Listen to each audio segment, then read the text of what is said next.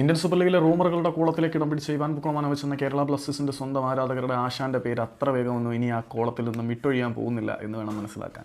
കാരണം ഇവാൻ ബുക്കോമാനോവിച്ച് എന്ന അധികായനെ സംബന്ധിക്കുന്ന റൂമറുകൾ അടിക്കടി പ്രചരിച്ചുകൊണ്ടിരിക്കുകയാണ്.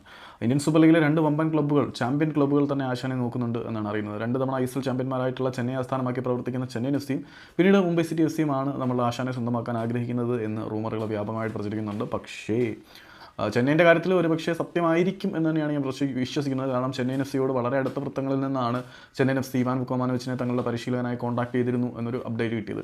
അതുകൂടാതെ മറ്റൊരു സംഗതി എന്താണെന്ന് വെച്ചാൽ മുംബൈ സിറ്റി എഫ് സി ആശാനെ പരിഗണിക്കുന്നു എന്ന തരത്തിലൊരു റിപ്പോർട്ടും കാര്യങ്ങളൊക്കെ ഉണ്ടായിരുന്നു.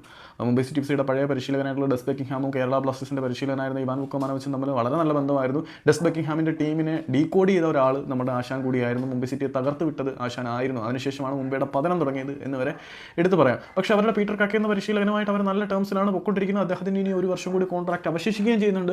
ഈ ഒരു സാഹചര്യത്തിൽ മുംബൈ സിറ്റി എഫ് സി ആശാനെ പരിശീലകനായി പരിഗണിച്ചു എന്നുള്ളത് ഇത്തിരി പ്രശ്നമുള്ളതാണെങ്കിലും റൂമർ പ്രചരിക്കുന്നുണ്ട്. മുംബൈ സിറ്റി എഫ് സിയും പിന്നെ ചെന്നൈയിൻ എഫ് സിയും ആശാനെ പരിഗണിക്കുന്നുണ്ട്.